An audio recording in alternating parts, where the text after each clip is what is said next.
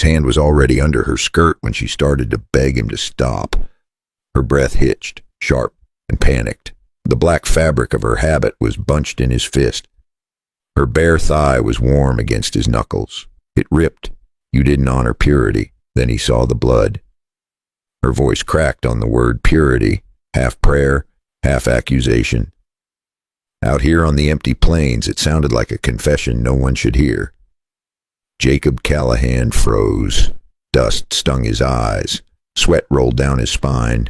From a distance, it would have looked exactly like sin. A rancher on his knees between the legs of a nun, his head bent low, her skirts hiked high, her body shuddering in the yellow Cimarron heat. If anyone rode up right now, there would be no explaining it. He forced himself to breathe. Slow, steady, his hand was trapped between torn cloth and trembling skin. Fingers pressed just above the jagged cut that ran across her calf. Blood seeped through the shredded habit and down into the dust. You tear this cloth anymore and she loses the leg. You stop now and she might lose her life. He swallowed hard and kept his eyes on the wound, not on the pale skin above it, not on the way her hip jerked when the cloth pulled. He had seen men gutted in war, but he had never felt this kind of shame burrow into his chest. Listen to me, sister. If I don't get this fabric loose, it will rip you open worse when you try to stand. Her fingers clawed at the dirt. Her rosary beads clinked softly against the barrel she had landed on. Only then did his mind catch up with what his eyes had seen when he first found her.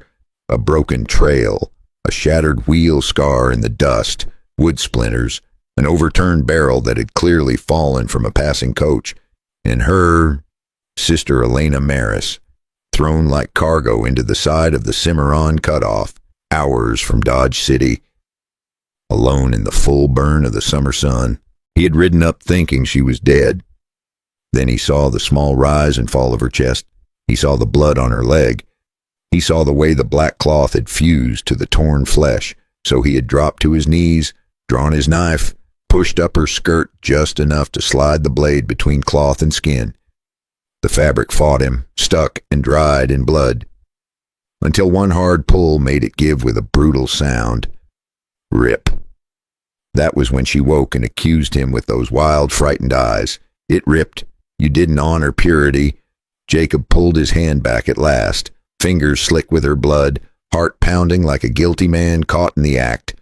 On this empty stretch of trail in the summer of 1885, with no witnesses but God and the circling buzzards. What story would this land choose to tell about what he had just done to a fallen nun? Jacob didn't answer the land. He answered the way any old soldier does when trouble looks him in the eye. He wiped her blood on his pant leg, slid the knife back into its sheath, and forced his voice to stay calm. All right, sister, we are getting you out of this.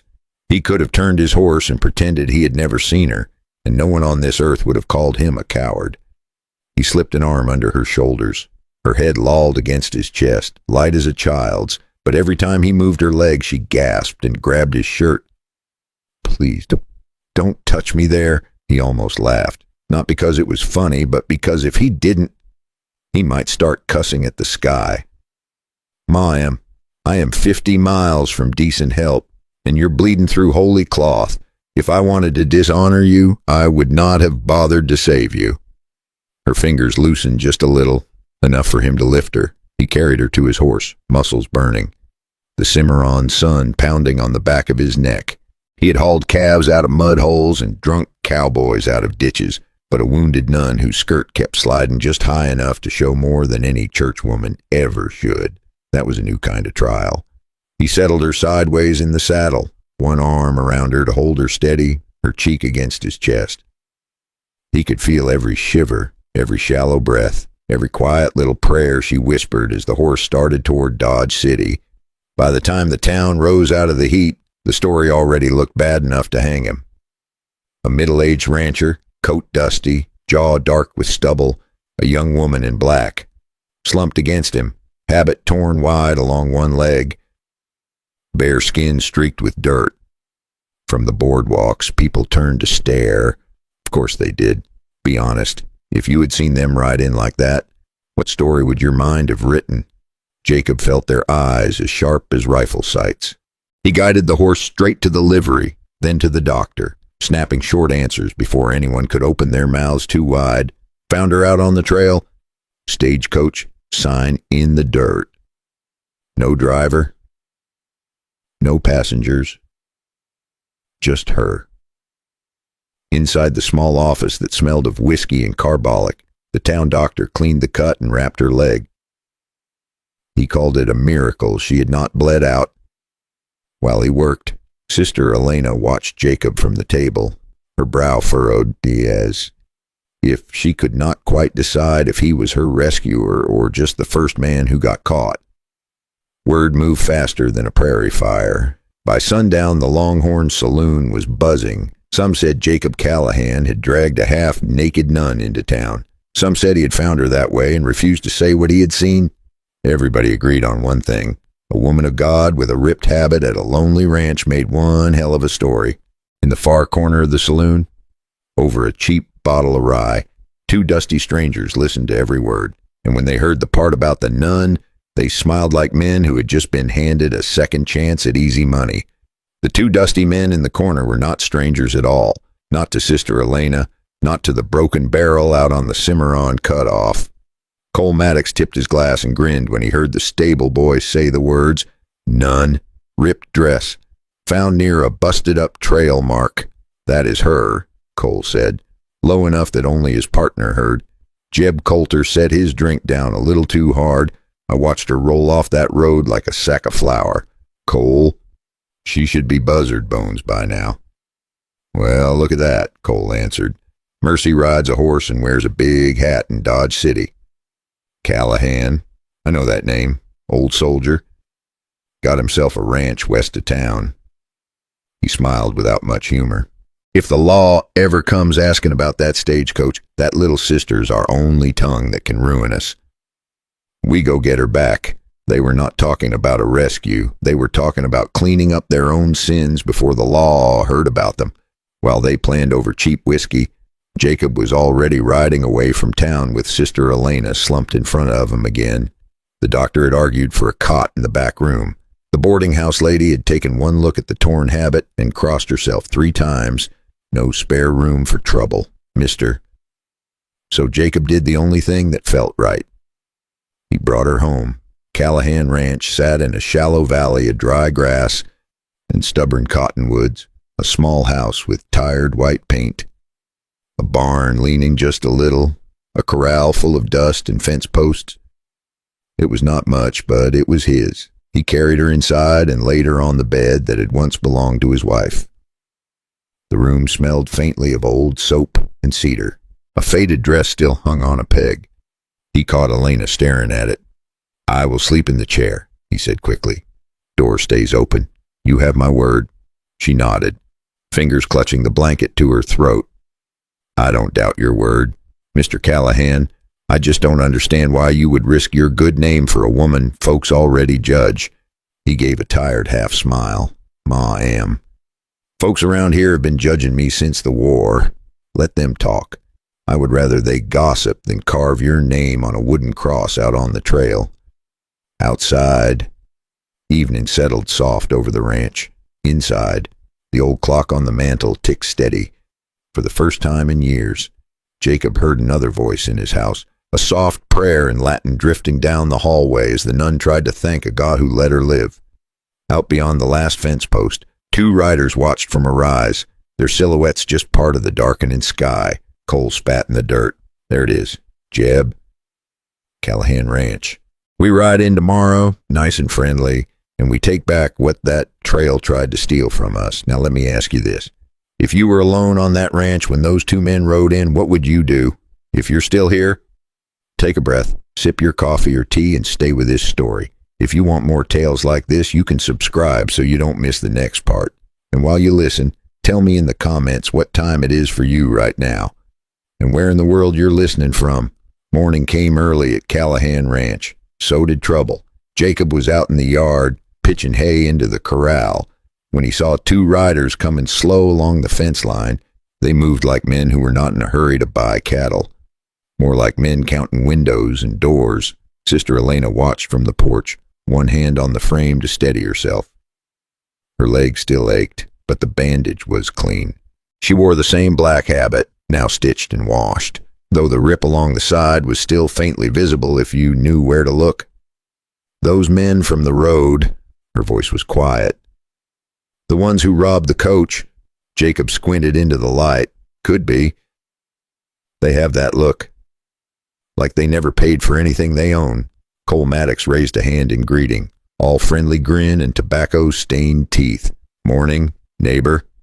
Name is Cole. My friend here is Jeb. We're riding through, looking for a lost companion. He tipped his hat toward Elena. Little thing in black. Belongs to the church. Fell off a coach out on the Cimarron. You have not seen anybody like that, have you?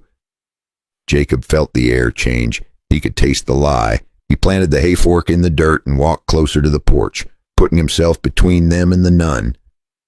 Found a woman on the trail a day back, he said. Stagecoach sign in the dust, no driver, no other bodies. Just her and a busted barrel. If she was with you, you left her for dead. Jeb shifted in his saddle, eyes darting from Jacob to Elena. Cole just smiled wider. You know how it is out here, you friend. Things happen fast. Sometimes folks fall behind.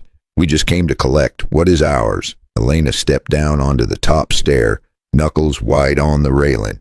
I'm not yours, she said. You robbed those people. You meant to sell me. For a heartbeat, all the polite air blew away. Cold hate slid into Cole Maddox's eyes. Then it was gone, covered with a shrug and a lazy chuckle. Seems the lady has a lively imagination. We will be back in town if she changes her mind. They turned their horses and rode off. But Jacob knew men like that didn't give up easy. They circled. They waited. The rest of the day moved in slow, careful pieces. Elena insisted on helping in the kitchen, even though she limped. She stood by the window, sewing the last weak spots in her habit, the afternoon light tracing the line of her jaw, the bruise on her arm where the barrel had hit. Why did you leave your old life? Mr. Callahan, she asked it while her needle moved, eyes on the cloth instead of his face. He poured coffee into 2-chip mugs. Lost my wife to fever. Lost my boys before that. Army took the best parts of me. The graveyards took the rest. Out here it is just me and the cattle and whatever God has not taken yet. She looked up then, and there was something soft and dangerous in her gaze. You saved me when the road tried to claim me. Maybe God left you that. Her words settled heavy between them. He felt the pull in his chest, that old ache he had buried with his family. He also felt the weight of the black cloth she wore, and the vows tied to every stitch. One wrong step now, and he would not just break her heart, he would break the only promise she had left in this world. Outside, the sky darkened to the color of a bruise. Somewhere beyond the last rise, 2 men were planning how to come back without smiling this time. When the shooting finally started at Callahan Ranch, it wasn't the cattle or the house they were after. It was the woman who had dared to say she wasn't theirs. The first shot cracked the evening open like dry wood. Jacob was halfway to the barn when a bullet chewed splinters out of the door frame beside his head.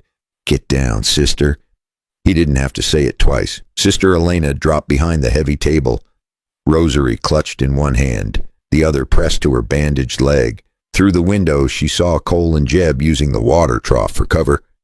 Gun smoke curling around their hats. Come on out, Callahan. Cole called. We just want what belongs to us, Jacob answered with his rifle. The shot slammed into the trough, water spraying. Jeb cursed and ducked. This is my land, my house. You already left one good woman in the dirt. You're not taking another. Elena felt every word in her bones. She knew what staying hidden would mean for her. No more whispers, no more shame, just the safe walls of a mission far away. She also knew what it would mean if Jacob fell in that yard. A man who had already buried too much would die trying to protect her while she crouched behind a chair. That thought hurt worse than the cut on her leg. She grabbed the oil lamp from the shelf and limped toward the doorway. Jacob turned, eyes wide. Get back, sister. No. You didn't leave me on that road. I will not leave you in this yard. She stepped onto the porch, lamp held high. The sudden light caught Cole in the eyes just as he stood to aim. He flinched, shot going wild. Jacob fired in that split second of blind surprise. The bullet tore into Cole's shoulder and spun him into the dirt. Jeb dropped his gun and threw up his hands. Sheriff riders were already pounding up the lane, drawn by the noise. By the time the dust settled, Cole and Jeb were in irons, and Callahan Ranch was quiet again. A few days later, Father Patrick came with news. A wagon was headed to Santa Fe. The mission still needed Sister Elena. The church would take her. The town would be glad to see the story end clean. At the gate, Jacob helped her up into the wagon. Her habit was whole now, her legs still stiff but healing. She looked down at him and spoke soft enough that only he heard. It ripped that day. Jacob, my habit, my certainty, but you never touched what wasn't yours to take. He smiled, tired but honest. You walked through fire and kept your soul. That is your doing, not mine. As the wagon rolled away toward Santa Fe, both of them knew they loved each other in a way that could not live under the same roof. Sometimes honoring love means letting it stay untouched. Sometimes the bravest thing you can do is protect someone, then step back and let them walk their own road. So let me ask you, have you ever had to let go of someone for their sake, even when your heart wanted to hold on to them harder than ever? If this story gave you something to think about, tap like so more people can find it. If you want to hear more forgotten tales from the Old West, you can subscribe and ride along with the next story. While you listen, pour yourself a quiet cup of coffee or tea, take a breath, and tell me in the comments what time it is for you right now and where in the world you're listening from.